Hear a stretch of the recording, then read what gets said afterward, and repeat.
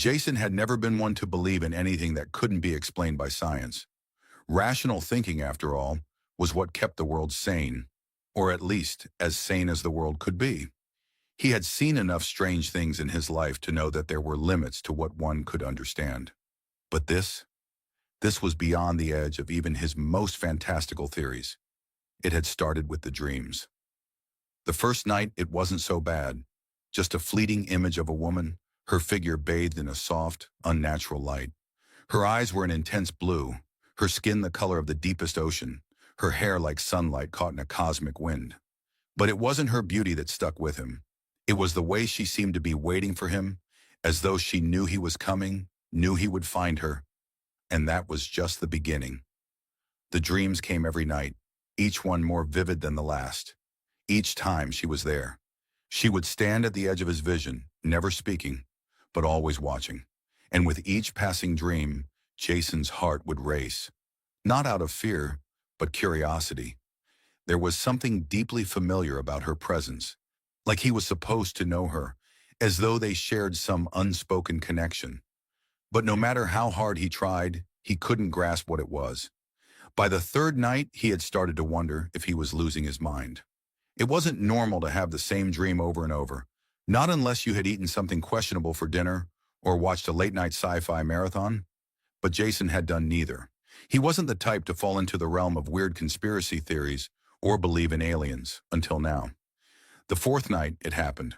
Jason woke with a start, the dream still fresh in his mind. He had been standing in a dark forest, staring at her. She was standing still, like a statue. Yet every fiber of his being felt drawn to her. Her eyes, those brilliant blue eyes, locked with his, and suddenly he was no longer standing in the forest. He was back in his own bed, wide awake, staring at the ceiling, drenched in sweat. A faint sound echoed through his room. A soft, deliberate step, like someone had entered the room, moving with careful precision. Jason's heart skipped. Was he dreaming again? Or had his mind finally cracked? He blinked, rubbed his eyes, and reached for his bedside lamp. It flickered to life, casting a warm glow over his surroundings. The sound persisted, a soft rustle in the corner of his room. He froze. Standing just beyond the doorway, bathed in the dim light of his room, was her. The woman from his dreams. She was real.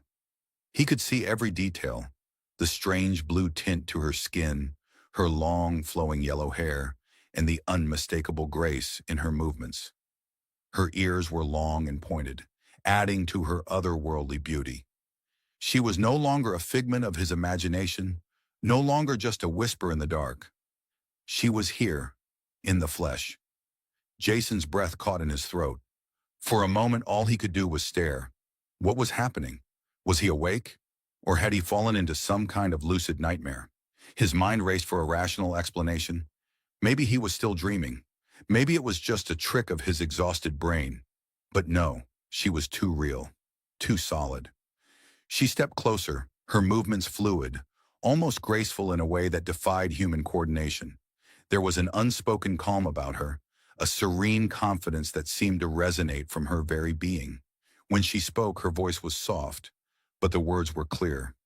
"I knew you were watching me," she said, the corners of her lips lifting in what could only be described as an unhurried smile. "But I was never afraid." Jason's mind spun in circles.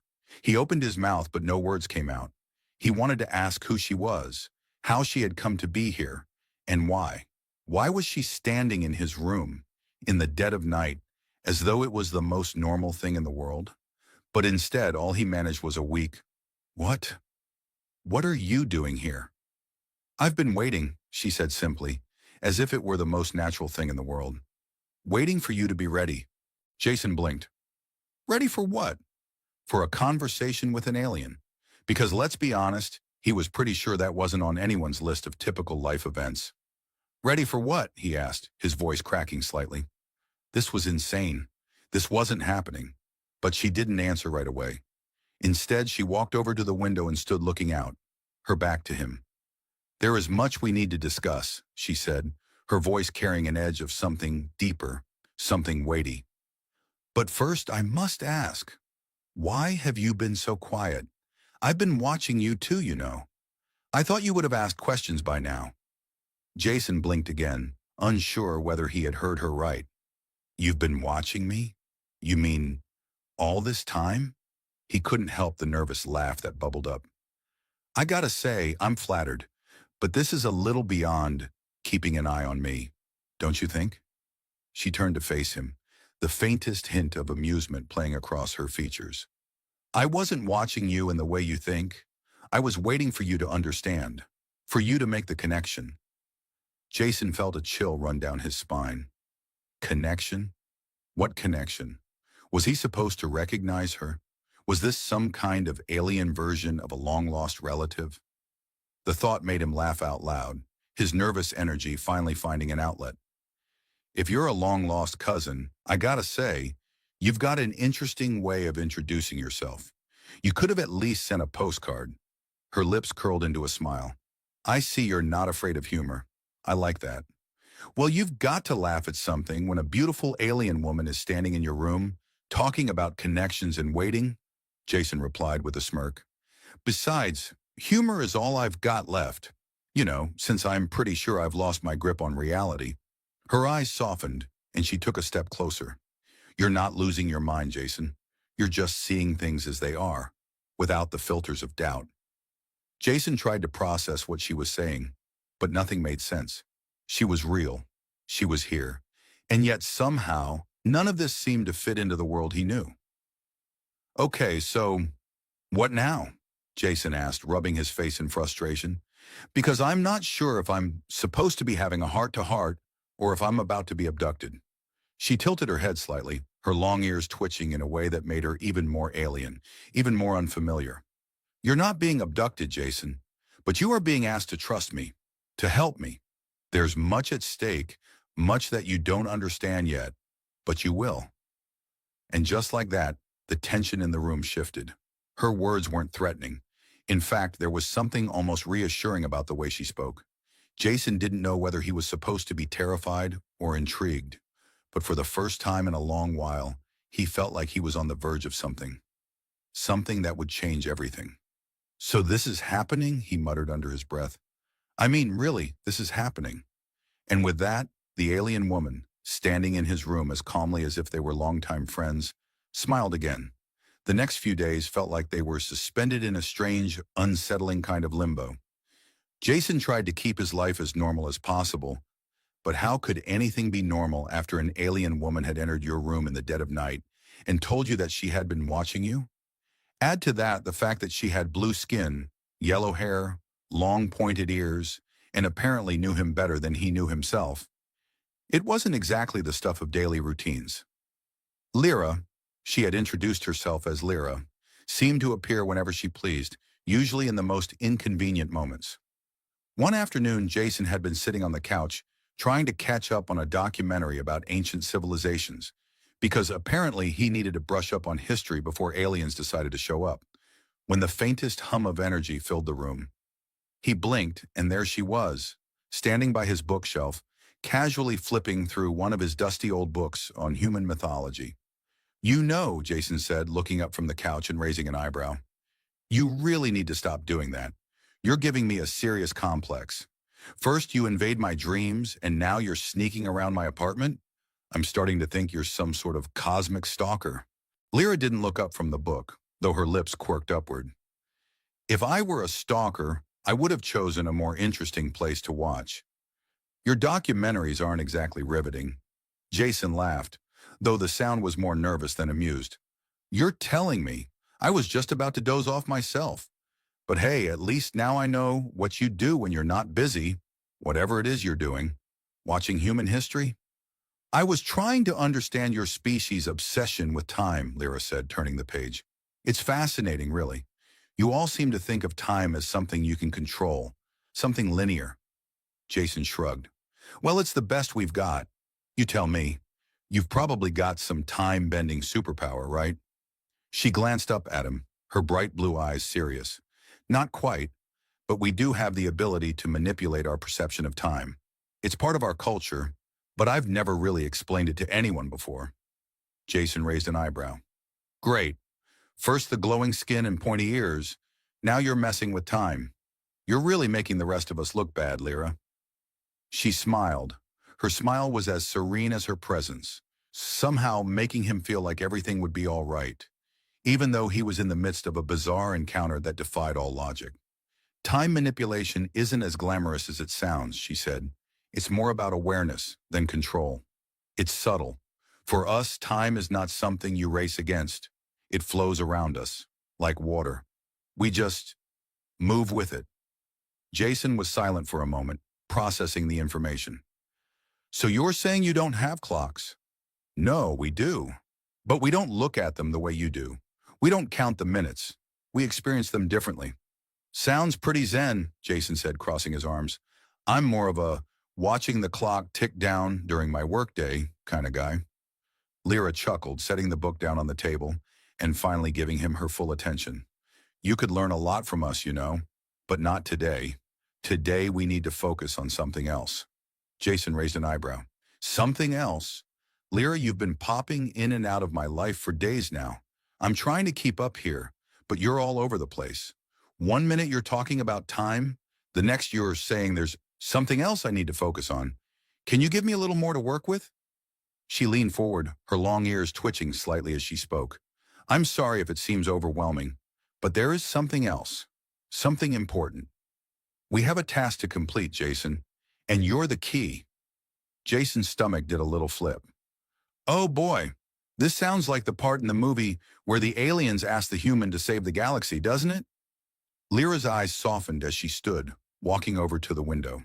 The sunlight poured through the blinds, casting long shadows across the room, but her presence seemed to somehow warm the space. "This is no movie, Jason. It's very real. And it's not just about saving the galaxy. It's about saving a civilization, a whole world. My people are on the brink of destruction, and you are the one who can help us." Jason stood up, running his hands through his hair. "Okay, hold on. This is a lot to process. A whole world. You're telling me that I, an ordinary guy living in a small apartment, I'm supposed to help save your entire species? Just like that?" Lyra turned to face him, her blue skin glowing softly in the sunlight. "You're not ordinary, Jason. You've always known this, even if you didn't understand it. Your connection to me, it's not a coincidence." Jason laughed, though there was a hint of incredulity in his voice. "So, I've been chosen by the aliens? Is there some kind of intergalactic lottery I missed out on?" "No lottery," Lyra replied calmly. "It's more personal than that. Your mind, your heart, they are attuned to something much greater than you realize, something that my people have been searching for, and you're the one who can help us find it." Jason rubbed his temples, trying to make sense of her words. His logical mind screamed that none of this was real, but his instincts, the ones that had been honed over years of quiet self-reflection, told him that maybe, just maybe, she was telling the truth. "I'm still not sure what you're asking me to do," Jason said slowly. "I'm not exactly the hero type." Lyra smiled again, her eyes shining with a quiet certainty. "You don't have to be a hero, Jason. You just need to be willing to help. My people, my species, we are on the edge of extinction. And there is a key that lies hidden, somewhere in the past, somewhere on this planet. We need it to save my world. And you are the one who can unlock it." Jason shook his head. "A key? What, like an ancient artifact? You've got to be kidding me." Lyra's gaze softened. "I know this sounds unbelievable, but it's true. And I can show you if you're willing to trust me." Jason opened his mouth to respond but stopped. He wasn't sure if he was ready to believe her, but there was something undeniable about the way she spoke. It wasn't just her words, it was the conviction behind them. It was the way she looked at him, as though she already knew him better than anyone else. He glanced around the room, half expecting to see something, a hidden camera maybe, or some trick of his mind. But everything was still. There was no one else here, just him and Lyra. And despite all the confusion, all the questions swirling in his mind, Jason knew one thing for sure. He wasn't alone anymore. Whatever this was, whatever she was, it was real. "All right," he said, finally meeting her gaze.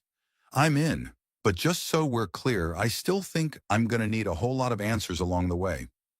Lyra's eyes softened. You will have them. But for now, all I need is your trust. Jason nodded, his heart beating faster than he cared to admit. I guess that's a start. And just like that, a quiet, unspoken agreement passed between them. The alien woman and the ordinary man, two beings from entirely different worlds, brought together by fate, now bound by the promise of a shared mission. Whatever lay ahead, Jason knew one thing. His life would never be the same again. The days following Jason's decision to trust Lyra were a blur. As strange and impossible as it seemed, he found himself falling deeper into a world he had once thought only existed in fiction. The key Lyra had mentioned, the one hidden somewhere on Earth, was not just some ancient artifact buried in a long-forgotten tomb. It was far more complex than that. It was a concept, an idea, something that needed to be unlocked through understanding and a connection that Jason didn't fully grasp until now. They had traveled across continents, piecing together cryptic clues that had been left behind by Lyra's ancestors. Clues embedded in the very fabric of human history. At first, Jason thought it was absurd. How could his life, his quiet, ordinary life, be intertwined with a cosmic struggle? But as the weeks wore on, as the weight of their mission pressed upon him, he began to understand. It wasn't just about saving Lyra's world. It was about something bigger, about understanding the very nature of existence itself, of time and space, of the infinite connections that bound the universe together. Jason had learned that his mind, his heart, was attuned to something beyond the ordinary human experience. The connection between him and Lyra was not a coincidence. It was a bridge, a doorway, that had been waiting for the right person to walk through. They had reached the final location, a remote part of the world, hidden deep within a mountain range, where the last piece of the puzzle lay. Jason stood at the entrance of a cavern, the weight of everything they had done pressing heavily on his shoulders. The sun was setting, casting the landscape in a golden glow, and for a moment it felt as though time itself was holding its breath. Lyra stood beside him, her usual calm demeanor softened with a hint of anticipation. This is it, she said quietly, the place where it all began. Jason took a deep breath, his mind flashing back to the countless hours they had spent deciphering the ancient texts, the maps, the visions. He had doubted himself at first, questioned everything, but now standing here, with Lyra by his side, it felt like he was exactly where he was meant to be. You sure about this? Jason asked, glancing over at her. I mean, it's not exactly the kind of place you'd expect to find. Well, whatever we're looking for. Lyra's lips quirked into a faint smile. It never is. Great discoveries rarely happen where you expect them to. Jason snorted. That's one way of looking at it. With a nod, Lyra led the way into the cavern. The walls were smooth, unnaturally so, as if they had been carved by forces that defied logic. The air was cool and filled with the faintest hum, a low vibration that seemed to resonate through Jason's bones. He followed her deeper into the cave, unsure of what they would find. But he could feel the weight of destiny in the air, pressing down on him with every step. They reached a large chamber, its center dominated by an ancient pedestal, covered in strange markings and symbols. The air here was thick with energy, and for the first time since he had met Lyra, Jason felt a sense of clarity, a deep, overwhelming understanding that this was the moment that would change everything. This is it, Lyra said, her voice barely a whisper as she approached the pedestal. The key. Jason walked forward, his heart pounding. He could see it now, what Lyra had been talking about. The key wasn't a physical object. It was something much more intangible. It was a network of knowledge, a cosmic truth that, when understood, would unlock the power to save Lyra's people in her world. Jason reached out, his fingers brushing against the symbols on the pedestal. The moment his skin made contact, a wave of energy shot through him, his vision flashing white. The symbols glowed brightly, as if responding to his touch, and suddenly the entire cavern seemed to pulse with life. It was as if the universe itself had opened up before him. He saw flashes of distant worlds, the birth of stars, the death of civilizations, and the quiet hum of existence. He understood everything in an instant. Time, space, life, death. It was all connected, all part of a larger, beautiful, and chaotic pattern. And in that moment, Jason realized that the key wasn't just about saving Lyra's world. It was about understanding the flow of life itself, about seeing the connections that bind all things together. Jason! Lyra's voice broke through his reverie, and he snapped back to reality. You've done it. You've unlocked it. Jason blinked, his mind still reeling. I... I don't understand. What is this? What just happened? Lyra stepped forward, her eyes wide with awe. You've connected to the universal truth, Jason. The key was never a physical object. It was always about your ability to perceive the world in a way that transcends the limitations of your species. You've unlocked the knowledge that will save us. Jason stumbled back, his breath coming in short gasps. But how? I don't even know what I did. You did what you were always meant to do, she said, her voice calm but filled with a quiet pride. You opened your mind, your heart, to the universe. And in doing so, you've connected the threads that were meant to be woven together. Jason stood there still trying to process everything. He had come so far, learned so much, and yet the enormity of what had just happened was overwhelming. The connection he had with Lyra, it wasn't just about her species. It was about all species, all life.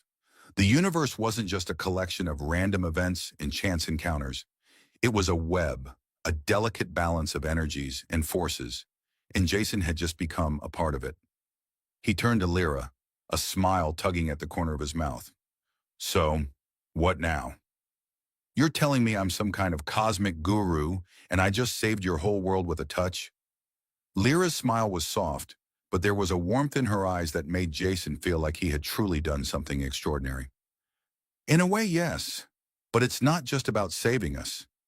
It's about saving all of us. You've seen the bigger picture now, and with that understanding, we can rebuild, we can heal. Jason nodded, feeling a strange sense of peace wash over him. The weight of their mission had been lifted, and with it, a new sense of purpose had taken root. He wasn't just a man anymore. He was a part of something much bigger, a small piece of a grand, beautiful puzzle. As they left the cavern, the last rays of sunlight dipped below the horizon, casting the world in twilight. Jason stood beside Lyra, looking out at the vast expanse of the world before them. It felt like the beginning of something new, a new chapter in both of their lives. And as the winds shifted, carrying the promise of change, Jason couldn't help but smile. Hey, Lyra, he said, breaking the comfortable silence. Do you think maybe, just maybe, I could get a little vacation after all this? Lyra chuckled softly. I think you've earned it. Jason grinned. Good, because after saving the universe, I think I deserve a little break. Maybe a beach, Lyra laughed. A beach? I'll have to see if we can arrange that. And as they walked into the future together, Jason realized that the greatest discovery had been the one about himself, that the universe was vast and mysterious and full of wonder, and that no matter how small he had once felt, he was now an integral part of its great cosmic dance. The fire was mostly for show. Beck knew that. It didn't give much heat, didn't ward off predators on this weird chunk of rock, and the protein paste he'd managed to scrounge from the emergency pack tasted like lukewarm regret, whether it was heated or not. But still, there was something reassuring about watching flames dance in the middle of an alien forest, like an ancient human middle finger raised against the void. The trees here were too symmetrical, tall, bone-pale trunks that curled like frozen smoke, their tops blotting out a sky that shifted colors when you weren't looking. The air smelled faintly metallic, like rain and static. Somewhere in the distance, something hooted or coughed, maybe both. He poked the fire with a stick that wasn't a stick. Technically, it was the dried stem of a carnivorous plant that had tried to digest his boot earlier. He won that particular duel through the strategic use of profanity and fire gel. Day 21, Beck muttered, his voice raspy from dehydration and boredom. Still not eaten, still not rescued, still arguing with myself. The stick's winning. The stick, to its credit, didn't respond. That's when he heard it, just behind the third tree to the left. A soft crunch of leaves, Not dramatic, not horror movie loud. More like someone who was either bad at sneaking or trying very hard not to seem threatening. His shoulders stiffened. He reached slowly for the wrench he'd been using as a hammer, weapon, and emotional support object. He held it close, not breathing, eyes locked on the edge of the firelight. Then she stepped into view. He blinked. She looked almost human. Almost. Her skin was pale like moonlight on glass. Not white, not blue, just luminous. Her hair, golden and braided with what looked like thin forest vines, draped over one shoulder like she'd stepped out of some elven cosplay convention that took a wrong hyperspace turn, and her ears, long, pointed, twitching as if tracking some sound the human ear couldn't catch, framed a face that was both arrestingly beautiful and unreadable. Beck did what any emotionally mature man facing a mysterious alien woman in the middle of a haunted forest would do. He screamed. Okay, not a full scream, more of a strangled yelp. Then he stood abruptly, tripped over his own supply crate, and landed on his butt with the grace of a sack of laundry. The alien woman tilted her head slightly. You are not very stealthy for a lone settler, she said, her voice smooth, slightly accented and mildly amused. I'm not a settler, Beck wheezed from the ground. I'm a stranded flight mechanic with a head wound, a dying transmitter, and a tragic over-reliance on sarcasm. She took a slow step forward. I see. And your name? Beck. No last name necessary unless you're with a rescue crew or planning to eat me. Her lips quirked at that. Not a smile. Just the suggestion of one. If I were going to eat you, I would have done it while you slept. Comforting, Beck muttered, brushing himself off and getting to his feet. Thanks for clearing that up. She stepped into the full glow of the firelight then, and Beck's breath caught, not in the romantic way, more in the my body just realized this situation is way above my pay grade way. There was something about her. She didn't move like humans. She was too still, too precise, like a predator, or a dancer, or a very efficient assassin who moisturized. You can sit, he offered, gesturing to a flat piece of metal scrap he'd been using as a stool. I mean, if you're not planning to pounce or drink my soul or whatever. She gave a small nod and moved to sit, her movements elegant and completely silent. Beck watched her, then handed her a protein bar. She accepted it with a curious look. You eat these? She asked, sniffing it. I survive on them. Eating implies flavor and dignity. She peeled it open and took a small bite. Her face remained unreadable. It tastes like despair, she said flatly. Beck snorted. You're not wrong. A long pause stretched between them. The fire popped once. Insects, or things pretending to be insects, chirped in the distance. I'm called Varel, she said finally. Beck blinked. Is that your name or a title? Yes. He squinted at her. You're messing with me. Possibly, she admitted. I have been in isolation for some time. I forget how humor works. You're doing great. Deadpan alien elf lady with excellent cheekbones. 10 out of 10. She studied him.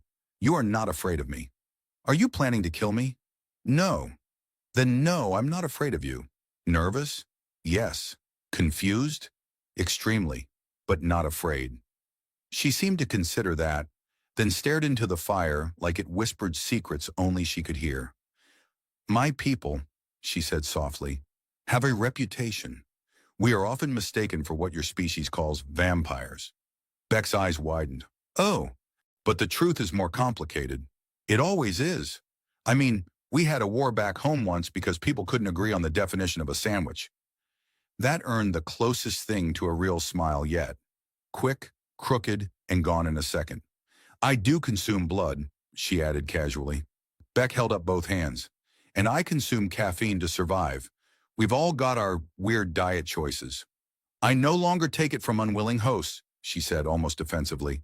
I appreciate that, he said. Then after a pause. Also, I'm pretty low on blood these days. Dehydrated, stressed. You wouldn't be getting the premium stuff. She laughed then, a sharp, brief sound that made the trees seem to lean in. You are strange. You've got no idea. They sat together for a while. watching the fire. The silence not awkward but oddly comforting. Beck glanced over at her occasionally, half expecting her to vanish like a hallucination. But she didn't. She stayed. And then, just as he started to nod off, her voice came again, soft and curious. "Do you dream, Beck?" He looked at her. "Lately? Only about running out of toilet paper and being eaten by forest spiders." She didn't laugh this time. Just watched him with those eyes that seemed too old for her face. "My people have a saying," she said. "We dream not for rest, but for memory." "What does that mean?" She stared at the fire, then whispered, "It means even nightmares deserve to be remembered." Beck looked back at the flames, suddenly unsure if he felt warmer or colder than before. And in the distance, something moved, watching, waiting. By the second week of fire sharing and mutual weirdness, Beck had stopped checking if Varel was real every morning, mostly because she started waking him up by throwing pebbles at his forehead. It became a thing. "You snore," she informed him one twilight, perched on a piece of drift metal like some ancient statue with opinions. "And you talk in your sleep, loudly, about sandwiches." Beck blinked blearily, brushing grit from his eyelids. "Well, forgive me, your vampiric majesty. I was dreaming about a grilled cheese, a real one. Not compressed algae flakes flavored with dairy memory." She gave him a blink that might have been a smirk. It was hard to tell with her. Her expressions operated in the subtle spectrum, somewhere between ice sculpture and cat watching you from a bookshelf. The forest around them had changed. Not visibly. There were still those curling trees like frozen smoke, and the ground was still scattered with shards of obsidian-colored leaves. But the feel had shifted. Some nights the air buzzed with static, even though no storm ever came. The gravity fluctuated subtly, like the planet itself had begun to breathe differently. The stars blinked faster. Varel noticed it too. She didn't say much, but Beck saw the way her ears twitched more often now, how her gaze lingered longer on the shadows between the trees. She moved less like a woman at rest, and more like something waiting for a signal. They built a second fire pit, farther from the camp, just in case. Beck called it the bunker of mild panic. She didn't laugh, but she sat there with him, her cloak wrapped around her like a night tide. "Tell me something," he said one night, tossing a piece of wood, well, wood-adjacent biomass onto the fire. "Why are you here? I mean, crash-landed mechanics aside, you're not exactly the local fauna." Varel stared into the flames for a long while before answering. "My people exiled me. I disagreed with policies." He raised an eyebrow. "Like what? Eating less humans per week?" She tilted her head. "Something like that. I refused to hunt. They called it cowardice. I called it change." Beck stared at her for a beat. "You ever considered writing an angsty memoir? Bloodlines and boundaries? A vampire's rebellion?" That earned him a small, dry laugh. "I was supposed to die alone," she said. "This moon was my sentence. Isolation, reflection, no witnesses." "Well, you got me," he said with a crooked grin, "the most mediocre witness in the galaxy. Congratulations." But the levity didn't last long. That night, something buzzed overhead, a sharp staccato hum, like a swarm of razor-winged insects. They both snapped upright. Beck grabbed his wrench. Varel didn't move. She just listened, face blank, body poised. Then it passed. A shimmer in the sky. Almost invisible. Almost. "What was that?" Beck whispered. She didn't answer right away. Then, "That was not from this forest?" He swallowed. "Okay, so, worst case scenario. Government spy drone, alien Reaper machine, or malfunctioning space Roomba looking for blood samples." "I don't know," she murmured, "but it's old and awake." The next day they walked beyond the perimeter of Beck's camp. It was his first time venturing far since the crash, and he felt both ridiculous and heroic, like a discount space ranger wielding a wrench against the unknown. Varel moved through the forest like a shadow with GPS. Her boots didn't even crunch. Beck's, on the other hand, squeaked. They found a crater, not from his crash. This one was ancient, overgrown at the edges, but the center had been disturbed recently. Metal fragments jutted from the soil, sharp and too clean. Something had unearthed itself, or been unearthed. Beck knelt and tapped one piece with his wrench. It vibrated. Still active, he murmured. Varel didn't look surprised. It's machine intelligence. Subterranean defense unit. I thought they were myths. You have myths about murder bots? Beck gawked. How is that not a universal red flag? She walked around the crater slowly. They were built by the Ascendants, a race even older than mine. Pure data life forms encased in biometal shells. Most of their kind transcended. But some chose to sleep. Well, Beck muttered, standing up and brushing his knees, someone must have hit the snooze button. That night their fire crackled louder. The wind moaned low between the trees, and the ground occasionally pulsed with a vibration you felt more in your teeth than your feet. Something was moving underground. Varel sat beside him, her posture tight. We may not have much time, she said. Beck took a long sip from his canteen, then grimaced. This water tastes like moss and betrayal, but I'm glad I'm not dying alone. You may still die, she offered helpfully. Thanks. Your optimism is like a hug. She looked at him then. Really looked. You are different from other humans. I get that a lot, he said, trying to joke, but she wasn't smiling. When I first saw you, I could smell your blood.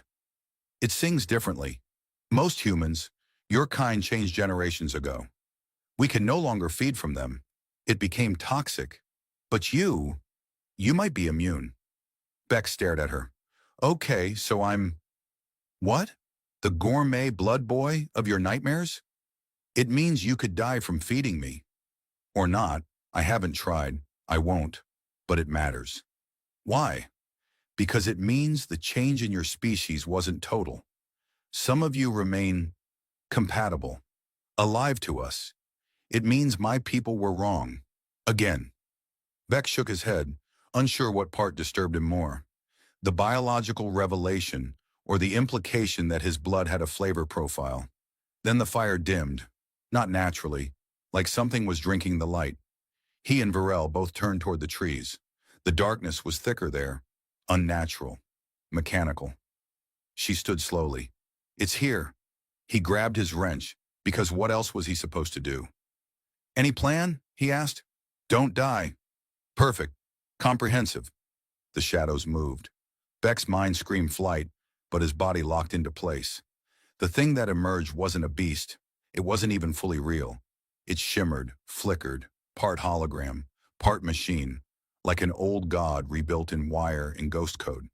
It had no eyes, but it saw them. Then just as quickly, it retreated, melting into the forest with a whine of static. Beck exhaled shakily. It scanned us, Virel nodded, and chose not to kill.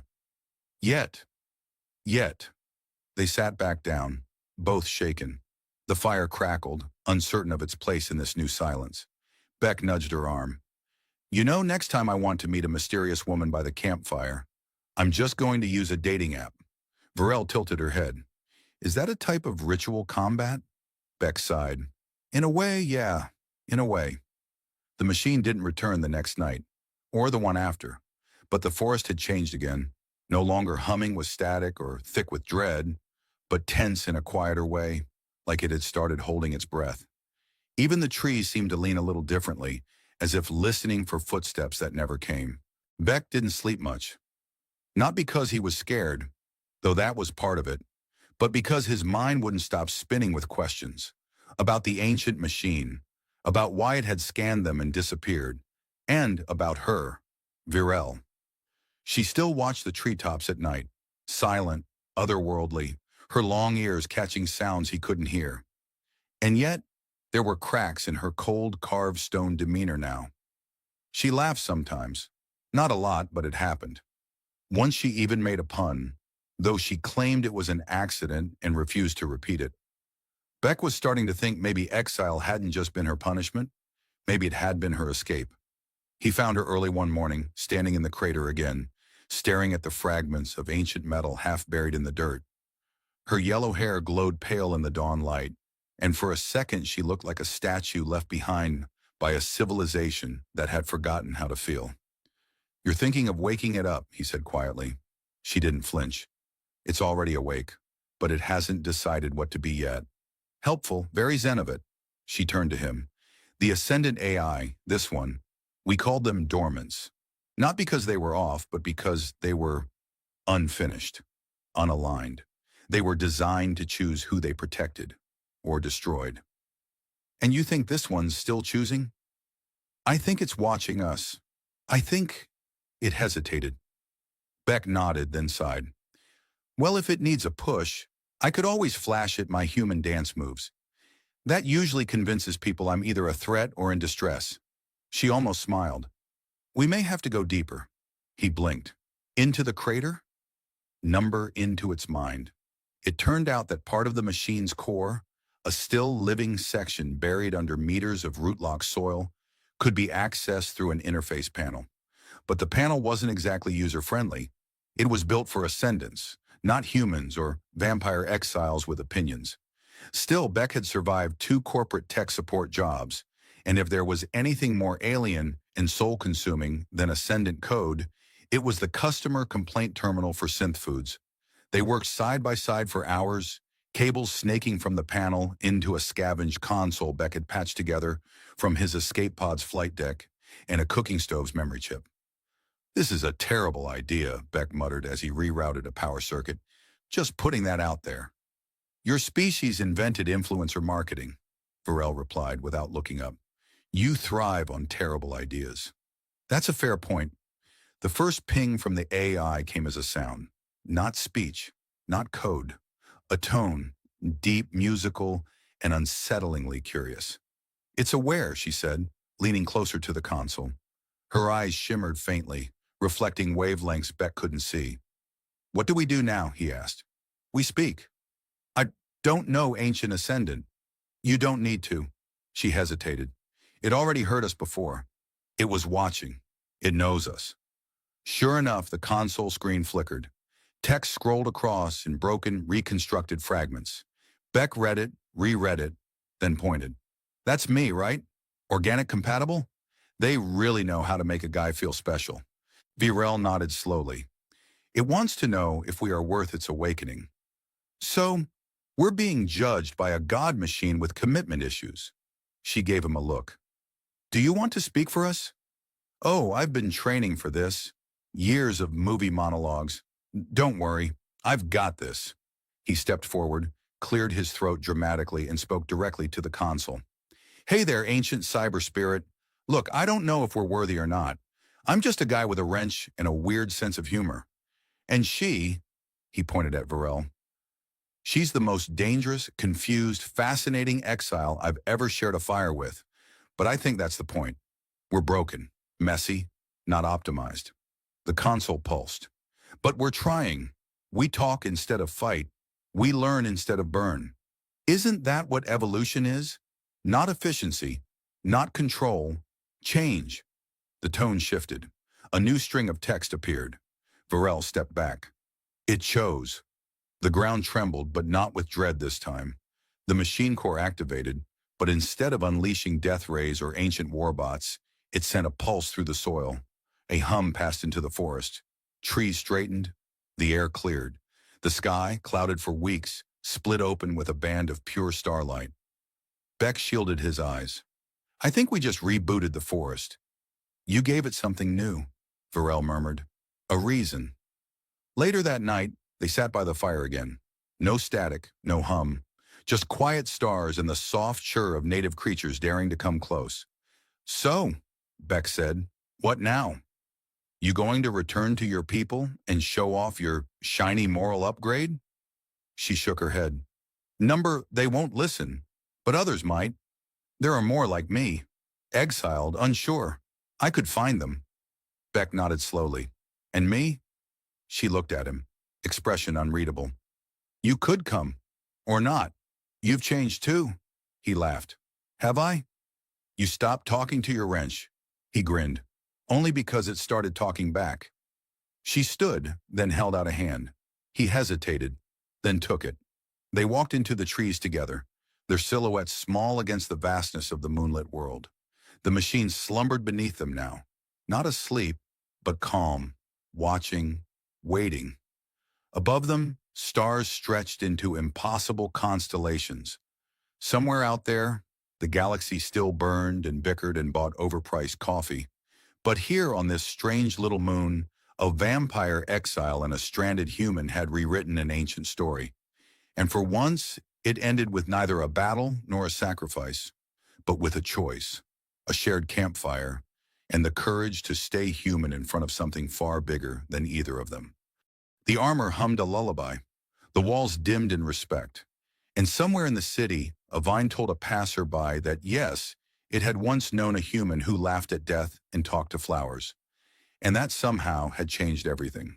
General Delaney, representing the United Terran Accord, stepped off the ship with her usual briskness, followed by a row of assistants carrying datapads, translators, and what appeared to be an emergency cupcake. Her eyes scanned the alien structures, then landed on Mason.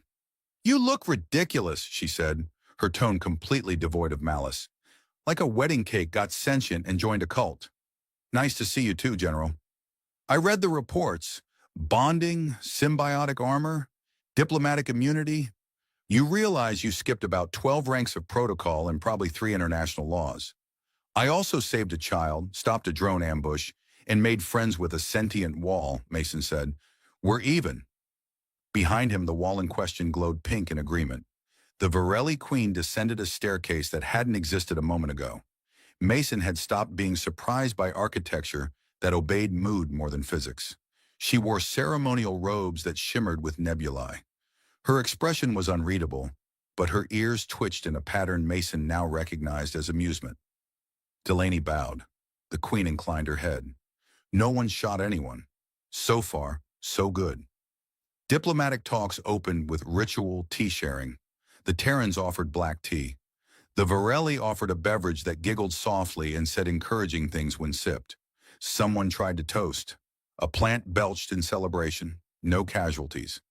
Mason's job was to translate intention, Terran bluntness into Varelli nuance, and vice versa. He tried to explain that mutual defense pact did not mean an excuse to invade each other's personal space. He clarified that trade route security did not require the creation of a sentient merchant fleet named Barry. He vetoed at least one suggestion involving mind-melded fashion statements as diplomatic uniforms. Zariel slipped into the room during a particularly heated debate about agricultural exchange rights. She took Mason's hand and held it up like a trophy. "My guardian says you all need snacks," she announced. There was a pause, then laughter, then snacks. Later, Mason stood on a balcony of shifting glass and watched the sun, or something like it, glide beneath the horizon. The Queen joined him, silent for a while. "You spoke for both worlds today," she said.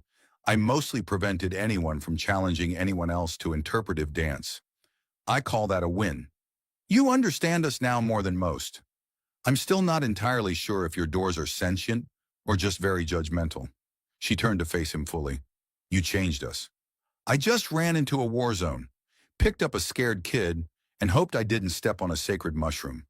You reminded us what trust can look like when it is not calculated." He didn't answer right away. The armor warmed slightly at his spine, a pulse of agreement. Below them, the city began to hum, not mechanically, but harmonically. A sound of transition, a new age maybe, or just another evening of people trying their best not to blow up the future. "I never wanted to be important," Mason said. "I wanted to survive long enough to retire somewhere with bad weather and good beer. Perhaps you still can, but not yet." He glanced at her. "You offering me another title?" "I am offering you a place. Here. If you want it." Mason looked out at the city, at the Terran ships leaving, at the ripple of energy where Varelli children danced in weightless fields. He thought about war, about silence, about the look on Zariel's face when she'd seen him after the summit, running to him like gravity didn't apply. "All right," he said, "but I want a proper desk, with drawers. You shall have 7. One will be infinite." He chuckled. "Of course it will." In the weeks that followed, Mason's duties grew stranger and more fulfilling. He helped broker agreements between species who'd previously only communicated through posturing and polite sabotage. He attended language classes that involved singing underwater and insulting rocks. He went on field trips with Zariel's class, once getting stuck in a sentient vine slide that accused him of being emotionally constipated. He missed Earth sometimes, mostly the dumb things. Burnt toast, the way traffic lights always turned red when you were late, the smell of rain. But every time he saw Zariel draw a new picture or heard the Queen call him guardian, with a half smile, he felt the missing piece shift into something better. One evening, Zariel curled up next to him, tired after a lesson on Terran history that had ended in a mock trial about pizza taxes. "Will you stay forever?" she asked. "I'll stay as long as I'm useful." "That's not forever," she said, frowning. He ruffled her hair gently. "Forever is too small a word for what we're building." Outside, the stars blinked in patterns he didn't yet understand. But for once, Mason Hart didn't feel like the outsider. He felt like the bridge. Not perfect, not planned, but chosen. Trusted. "I'm not exactly diplomacy material," he said. "My last formal negotiation ended with a pirate shooting his own foot by mistake. Your records show courage, irregular thinking, a low chance of spontaneous combustion. These qualities are rare. I'm also allergic to vacuum weeds and sarcasm, so let's not test fate." She did not laugh, but her ears twitched in what might have been amusement. They moved together through the palace, which rearranged itself into paths ahead of them. Spirals folding into bridges, music humming along walls that pulsed with gentle bioluminescence. Courtiers passed, some gliding on air, others moving in elegant bursts of anti-gravity dance. Mason felt like a guy who'd wandered into an opera while trying to find a sandwich. Laia, as the Queen insisted he call her, guided him to a room that shimmered with potential energy. Armor stood in the center, alive, adjusting itself, plates floating and reconnecting as if trying to decide how best to impress. It looked like a cross between ancient Terran ceremonial wear and a beetle that had dreams of fashion. "This is yours now," she said. "It looks like it wants to hug me and maybe digest me a little. It is partially symbiotic. It will conform to your nervous system. There may be itching. Do I get a warning before the bonding process, or will it just crawl on me? It is already sinking. Don't be alarmed if you smell citrus." The armor flowed onto him like a liquid promise. Cold first, then warm, then oddly comforting. It hummed softly, adjusted around his injured shoulder, and pinged his brain like a curious AI puppy.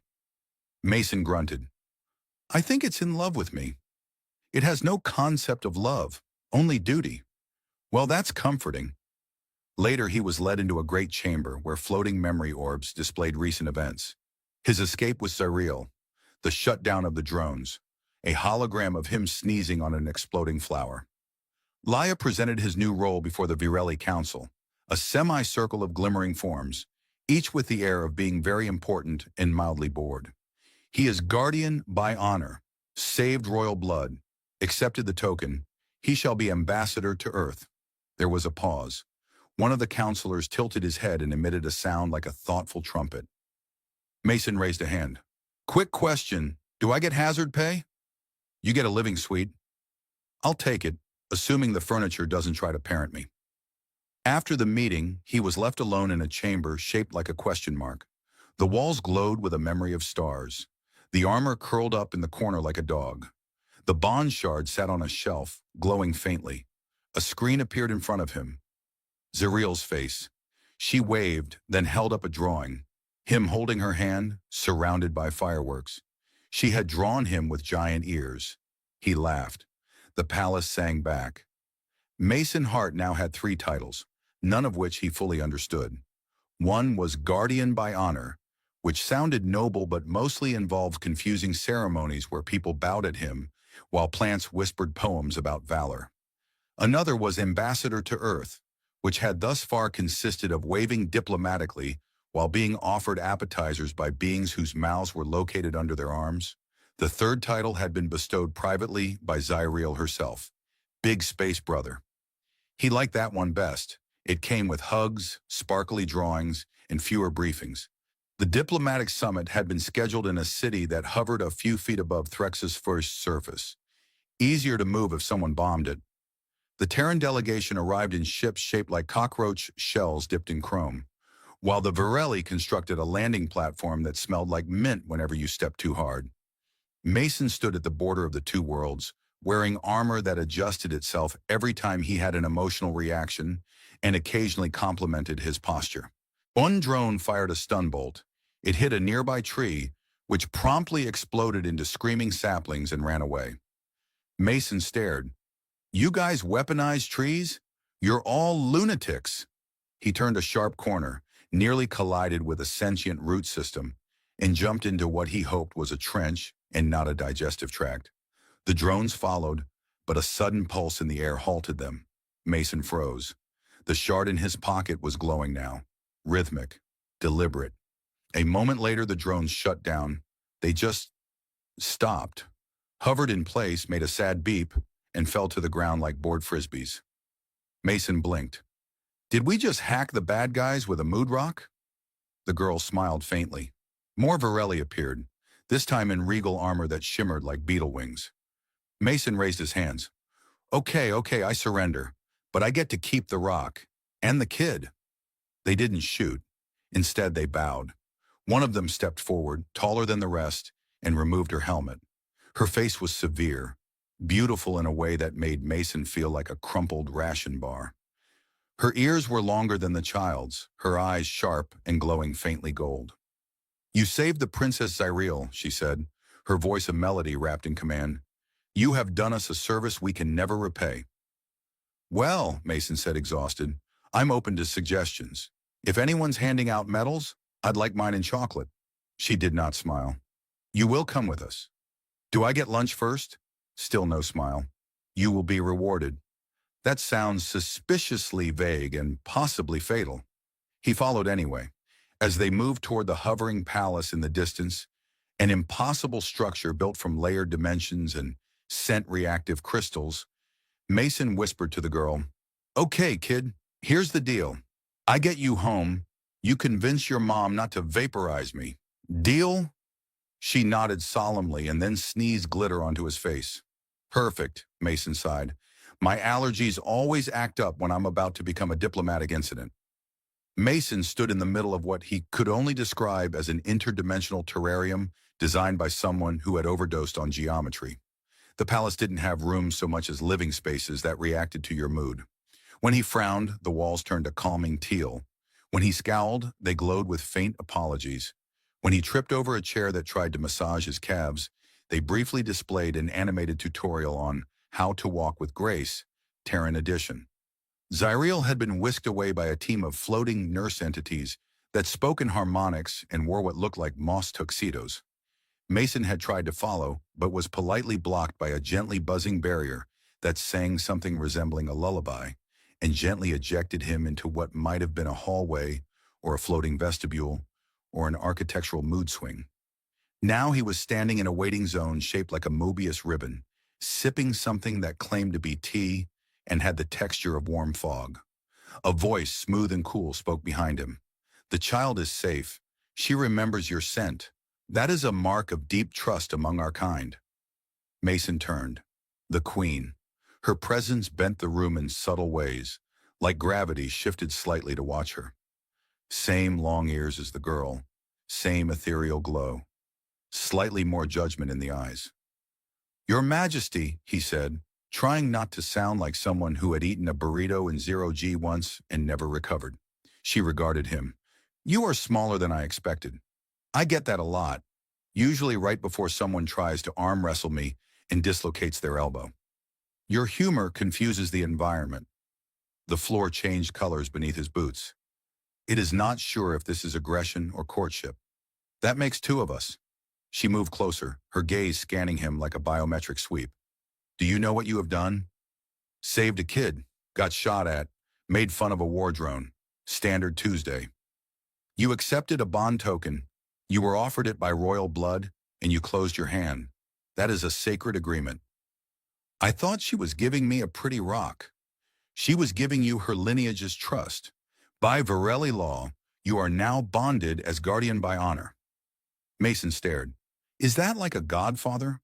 Or more like a weird uncle who shows up at ceremonial birthdays with exploding cupcakes?" "It means you are considered family." "Do I get a badge? Maybe a sash?" "You get armor, and a seat at council, and responsibility." Ah, the gift that keeps on giving. A pause stretched between them. Somewhere nearby, a corridor sighed in agreement. Mason tried sipping his tea fog again and gave up when it sloshed out of the cup sideways. The drop pod hit atmosphere like a boot through rice paper. Heat shields screeched against the sky, and Corporal Mason Hart grunted as his seat harness dug into his collarbone for the seventh time in 30 seconds. Somewhere behind his eyes, his brain sloshed in protest. Red lights pulsed across the cramped interior, warning him of the obvious. He was plummeting through the atmosphere of a war-torn alien planet in a glorified metal coffin. "Welcome to Threxos 5, came the voice of the onboard AI, chipper and unfazed. "Estimated survival probability, 38%. Would you like to update your next of kin?" "Only if I can replace them with my favorite bartender," Mason muttered. The pod screamed again, then abruptly stopped screaming. It wasn't because everything was fine. It was because it had hit the ground, which silenced most things, except for Mason's shoulder, which had a very loud opinion about the landing. He staggered out into a landscape that looked like a painter's fever dream gone wrong. Twisted spires of silver glass jutted from purple soil, and the sky churned with storm clouds that flickered in code. The Varelli Dominion's last defensive network glimmered faintly on the horizon, a bruised dome of energy shielding a cluster of ruined spires. Debris floated around him, burnt-out drones, splintered exo-armor, the occasional severed tentacle. "Definitely not Kansas," he muttered, scanning the area. "Not even space Kansas." His squad had scattered in the chaos of atmospheric entry. Command was dark, and the last broadcast had included the words retreat, containment breach, and something that sounded suspiciously like lava sharks. Mason tightened his grip on his plasma rifle and started moving toward the faint blip of a distress beacon flickering on his HUD. He didn't find a squad. What he found instead was silence, a crater of stillness carved into the noise of war. Smoke curled lazily from the blackened remains of a Varelli hover tank. Organic scaffolding slumped against itself, still twitching as the neural sinew unraveled. And beneath a chunk of twisted alloy and bone-plated armor, something moved. Cautiously, Mason approached. A soft whimper emerged, almost musical, like someone trying to sing while underwater. He knelt, shoved the wreckage aside, and blinked. A child. Pale skin, almost luminous, marked with delicate geometric patterns. Hair like liquid graphite spilled across her shoulders, and ears, long, elegant, and twitching like antennae. She couldn't have been more than 6 or 7 in human terms, though Varelli aging was as confusing as their art. She looked up at him with wide eyes full of a language he didn't speak. "Oh, hell," Mason said. "I found a princess, didn't I?" The child whimpered again, holding something tight to her chest. Mason crouched lower, lowering his rifle, palms open. "Hey, it's okay. I'm not here to hurt you, unless you turn into a death squid, in which case, I'm morally obligated to panic." She didn't turn into anything. She reached out and pressed a small object into his hand, a smooth, crystalline shard that pulsed softly at his touch. His HUD immediately screamed in binary, flickering warnings and offering no useful data. The shard pulsed again, and the distress beacon on his HUD snapped offline. "Awesome," he muttered. "Mystery rock overrides military-grade tech. This'll look great on my performance review." With no better plan, he picked her up, awkwardly, like someone carrying a priceless sculpture made of jelly. She was light, too light, and he could feel her trembling. Around them, the battlefield sighed, shifting under the weight of storms and memory. Then the drones came. 2 of them, sleek and silent, like obsidian manta rays gliding low. Their targeting lasers flickered across his armor. Mason didn't hesitate. He ran. Twisting between broken pillars of bone metal and charred vegetation, he ducked under a collapsed skiff and bolted through a gully that smelled faintly of citrus and ozone. Plasma fire scorched the air behind him. The girl clung to his chest, and Mason gasped, "You weigh nothing, and I'm still dying." In the outer rim of civilized space, where stars blinked like malfunctioning nav lights and every planet looked like a bad vacation idea, Kyle sat hunched over a scratched metal table in a bar that smelled suspiciously like fermented seaweed and unfulfilled promises. The place was called the Rusted Comet, a favorite haunt of smugglers, pirates, and lonely mechanics looking for something cheaper than therapy.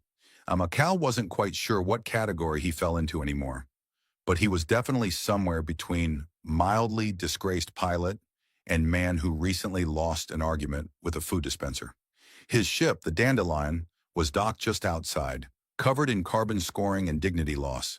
He had named it after the first flower he'd ever seen back on Earth, not realizing until years later that dandelions were considered weeds. Somehow that felt appropriate. The drink in his hand was called a Slarbean Twister. It fizzed ominously and changed color whenever he looked away from it. He sipped anyway. His liver whimpered. "Kale Thorne," a voice said behind him. He turned slowly, already halfway regretting every life decision that had led him to this moment. Behind him stood a courier drone, hovering with the casual indifference of a tax auditor. Its chrome plating gleamed despite the bar's grime. It projected a hollow message with a chime that sounded like a disappointed sigh. The image that flickered to life was unmistakable. White skin like moonlight, long black hair braided with silver threads, and ears. Those ears absurdly long and elegantly curved, twitching as though they had opinions of their own. "Kyle," she said in a voice that hadn't lost its ability to make his spine tighten, "you made a promise. Come back before war does." Then she smiled, just a little. The message cut off. Kyle stared at the space where her image had been. He blinked twice, then he turned back to his drink, which had now turned a defensive shade of orange. "Well, crap," he muttered. The jump to Nilith was more complicated than it used to be. Border controls had tightened.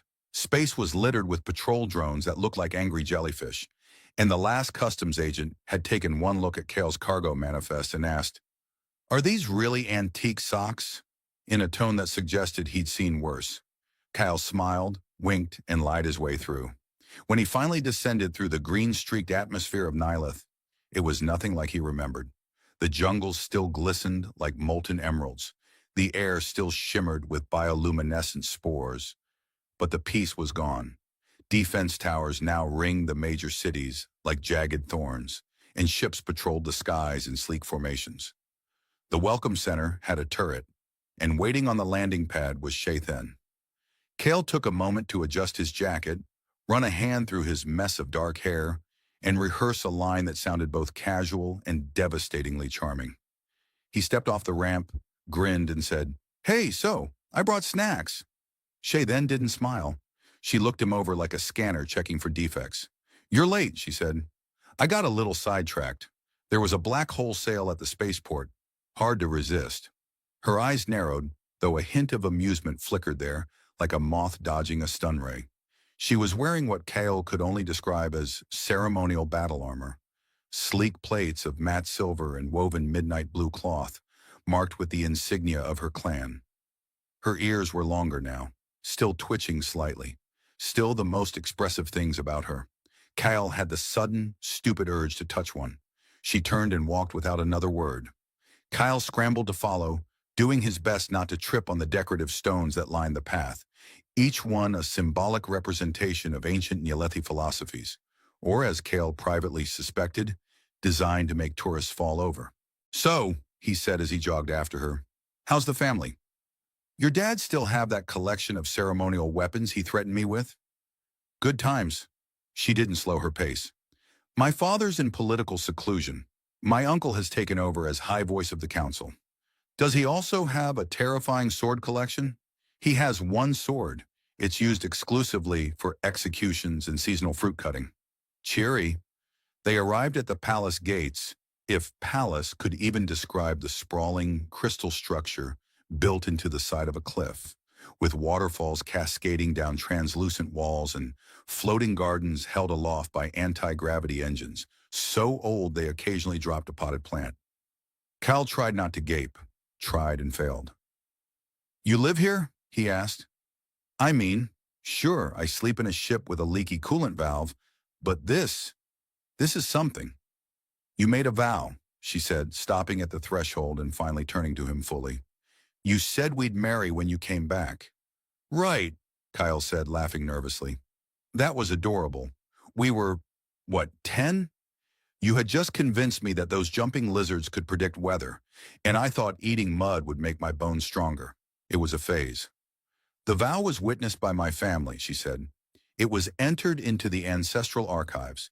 The council considers it binding. Kyle opened his mouth, closed it, opened it again. Wait, you're serious? Deadly. He paused, then said, okay, but you're not actually planning on marrying me, right? I mean, I'm charming, sure, but we haven't even gone on a date that didn't involve tree sap and mosquito bats. Her expression softened a fraction.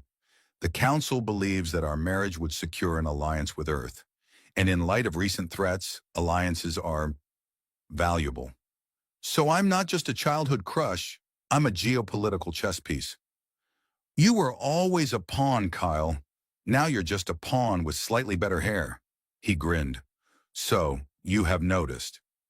She rolled her eyes, and for the first time since his arrival, Kyle saw a glimmer of the girl he remembered. The one who'd once dared him to jump off a roof using nothing but a tarp and optimism. The one who'd tied her fate to his with the certainty only children and fools could muster. He didn't know what he expected coming back, but it definitely wasn't being escorted to a diplomatic chamber where an alien priest greeted him with a legally binding fruit platter. Still, as Kale sat awkwardly beside Shathan, watching two rival clans argue over who would bring the ceremonial fish, he couldn't help but think, this might just be the start of the weirdest love story in galactic history. Kale was beginning to regret not learning the basics of alien politics. As he sat in the grand hall of the Nyalethi Palace, surrounded by towering columns and overly dramatic murals of starships slaying celestial beasts, he realized he had just agreed to a ceremony that involved far too many fruit-based rituals and not nearly enough escape routes. Across the room, a group of diplomats from a neighboring star tribe was bickering over the merits of a ceremonial fish that, Kyle noted, seemed to be involved in every single major decision on this planet. There was something suspiciously ceremonial about the way the fish was being passed around, like it could trigger a war or an interstellar treaty at any moment. Shay then sat next to him, her expression more inscrutable than a moonless night. She had the good sense not to laugh at his discomfort, though Kale was pretty sure she was enjoying his squirming. She had a way of doing that, as if the entire universe existed simply to make him feel like an underdressed tourist. The diplomat's argument reached a fever pitch. One of them, a short, squat creature with blue-tinted skin and what Cal swore were pulsating antennae, slammed a fist onto the table, sending a holographic fish spinning into the air. If we don't honor the traditions of the ancestors, we dishonor the very fabric of the galaxy, it proclaimed in a voice that sounded like a mix of a malfunctioning vacuum cleaner and someone who had been gargling sandpaper. Kyle glanced at Shay then. Do they always do this? She didn't even flinch. Only when the fish is under dispute. I was hoping for more of a peace talks vibe, Kale muttered, his eyes flicking back to the fish, which was now hovering in front of an ancient-looking alien, wearing robes so elaborate they looked like they could double as both curtains and a parachute. Not this. The peace talks happen later, Shathan said dryly. Once the fish is settled, of course. Kyle was starting to wonder if the fish was the real ruler of this planet. He was interrupted by a new voice, one that was far too familiar. Kyle Thorne, came the smooth, sultry tone of a voice he'd heard many times in the depths of space, always at the worst moments. Kyle turned around only to find himself face to face with his old acquaintance, Jael, an arms dealer and part-time intergalactic thief, though she insisted on calling herself a resource manager. She flashed a grin, her neon green hair gleaming like it had been stolen from a neon sign. Long time no see. I was beginning to think you'd gotten yourself blown up by something shiny. Not yet, Kale said, rubbing the back of his neck, though I've come close a few times. You look, well, threatening, as always. She leaned forward, her eyes sparkling with mischief. And you look like you just signed up for a life of eternal awkwardness. Shay then glanced at Kale. You know her? Unfortunately, Kale said, we've crossed paths a few times, mostly in dark alleys, not always legally. Jael's grin widened. Oh, I like the sound of that, and I hear your little promise is going well. I assume you're about to become a glorified pawn in an intergalactic chess game, yes? Because that's what this whole ceremony's about, by the way. You're a political tool. Cal grimaced. I kind of gathered that. But hey, I'm really good at being a tool, so it's not so bad. Ah, Jael said with mock sympathy. The charm still hasn't worn off. That's cute. Shay then, who had been quietly observing the exchange, suddenly stood. I need to attend to the council. Kyle, I suggest you find something more useful to do than chat with your criminal friends. Kel opened his mouth to protest, but Shay then was already walking away, her armor plates catching the light in a way that made her look like a living weapon. As she disappeared into the crowd, Kyle sighed. This was going to be one of those days. By the time Cal found himself alone, he had managed to get lost in the palace, a feat that he didn't think was possible, considering it was only slightly more complicated than a standard cargo freighter. He ended up in a room filled with antique weaponry, holographic art, and the occasional statue of a godlike creature that looked as if it could turn you into a newt with a glance. Kyle was just admiring one particularly menacing dagger when he heard the familiar hum of a voice that was far too peppy for the situation. I'm surprised you made it this far, Jael said, appearing in the doorway. She leaned casually against the frame, her hands tucked into the pockets of a jacket that looked like it was designed to be both fashionable and immune to being shot at. Does this count as finding something useful, or is this just you being a nuisance? Kyle asked, raising an eyebrow. Jael smirked. Nuisance. Definitely nuisance. But I'll give you credit. When it comes to accidentally finding yourself at the center of political scandals, you've got an impressive talent. Thanks. I try to keep my talents varied. Cal gestured to the room. Is this where they keep the weapons of mass destruction, or is this just the tourist gift shop? Both, Jael said, stepping into the room. Though if you're looking to make a real impression on your bride-to-be, I'd suggest you steal something shiny. Kyle blinked at her. Why would I steal something? Jael winked. Because it's fun. Also, it might help you get out of this mess you found yourself in. I'm already in this mess, and I'm not really looking to make it worse. Besides, I think the fish will handle that. Right, Jael chuckled. The fish.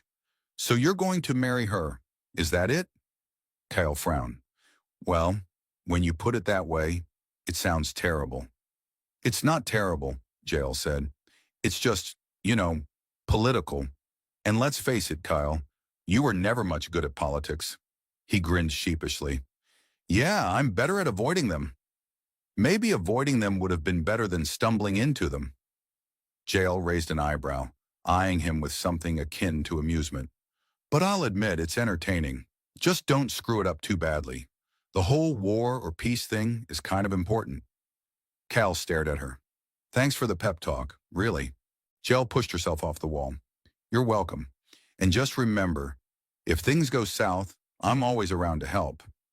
In exchange for, a few favors. Cal sighed. Great, just what I needed. Another favor to add to the list. As Jael left, Cal stood there for a moment, wondering exactly how he had ended up in this bizarre political circus. He glanced back at the display case filled with ancient weaponry and thought to himself that maybe, just maybe, a shiny distraction wasn't the worst idea he'd ever had. The problem was, if he didn't find a way to actually succeed in this insane arrangement, the galaxy might not give him another chance to try anything else. The war was almost a thing of the past before it even started, and Cale had no idea how he'd pulled it off.